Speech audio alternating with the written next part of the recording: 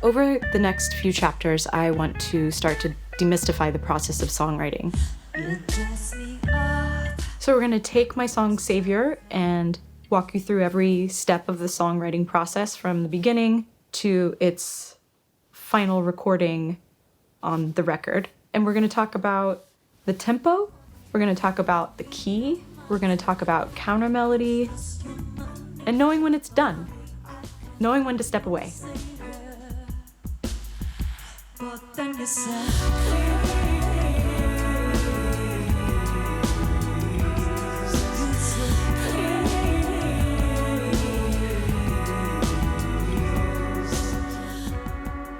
I wanted to talk about the song Savior because it includes a melody that I wrote when I was 16 or 17 in my childhood bedroom. And I think it proves the point that there is no wasted effort, and when the time is right, the idea will come. I'm going to play something for you guys that is so embarrassing, just fills me with shame. As I said, I wrote part of the song Savior when I was 17. There's this line, ooh.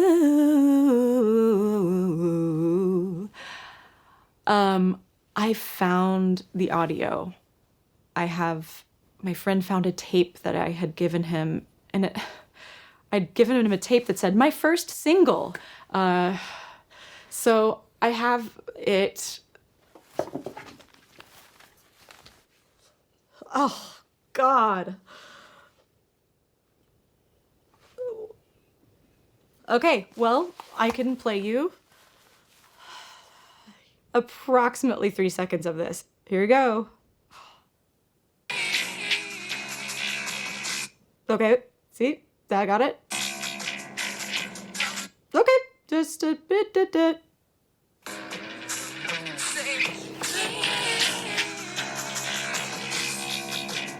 Oh, God, it's so...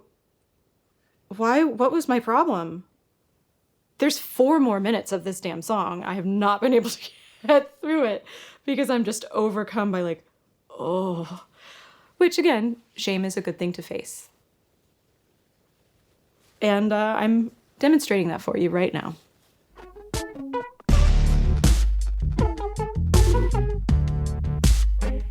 The song for me was just very personal. I was in a situation where, and I think we've all been in the situation where we're sort of being asked to be things that aren't really even natural for us.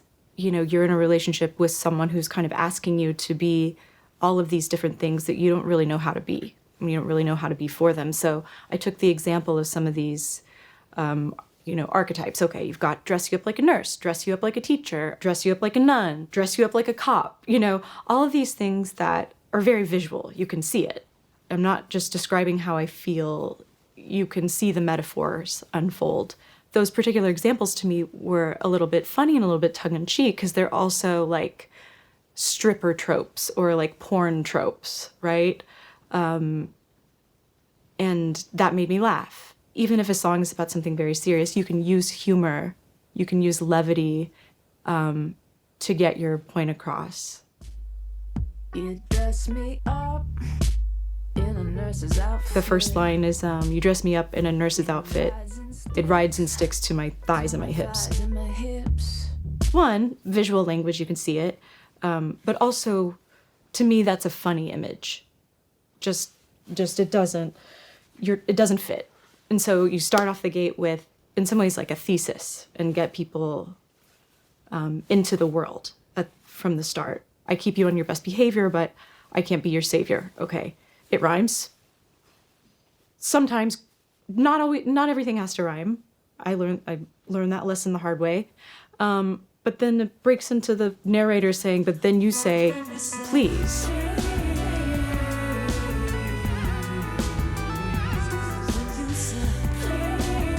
And then you see that the narrator is in this other position where it's like, well, it takes 2 to tango. I'm still here. So what's going on? I'm equally culpable. I think as a writer, it's very tempting to write songs where you are either the hero or the victim. but it takes a little bit more introspection to be, oh, damn, this is about me too. I did something wrong too. And that, I think, that's a really just kind of nice life lesson to learn.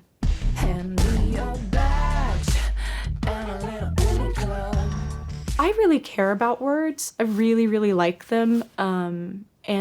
But the trick sometimes being a songwriter is threading the needle, finding that balance between a lyric that means what you're trying to say, but also leaves enough ambiguity where it's necessary to let a listener in and let them put their own life into it. Every song should have an epiphany.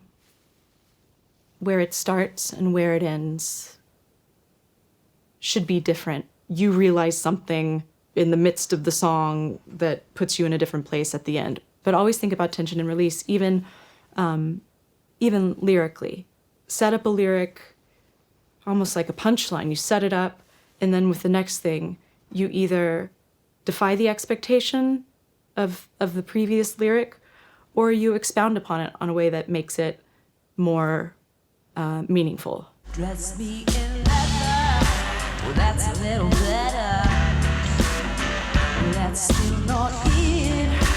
None of this shit fits.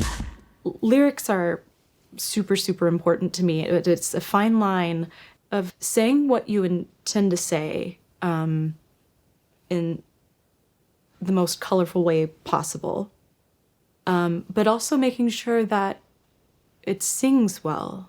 And sometimes you have to, what I call, kill your darlings, which is change words that just don't sing well. There have been a couple times when I know that certain words really, really, really don't sing well, and I just try to lean into that.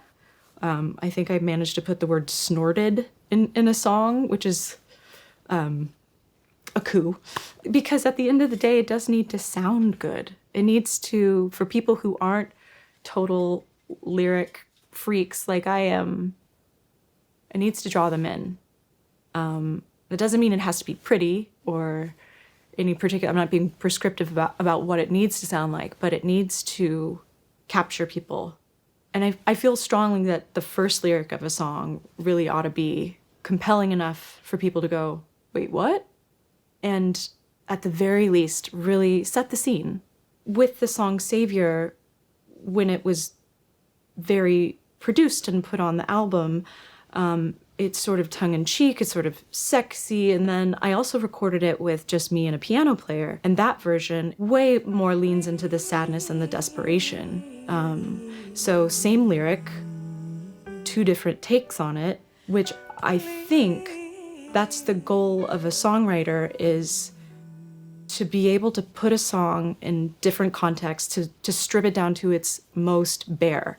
Here's the chords, here's the vocal, and have it, is it still powerful? Does it resonate? When you sing it, does it make you feel something in your heart? If the answer is yes, then great. You've written a song you can build a house on. If it needs everything, if it needs all the bells and whistles, and if it needs so much to kind of even stand, then it might not be one for the ages. And I say this having written many things in this category, I think. But a good song you can dress up in any way, shape, or form, and it's still a good song.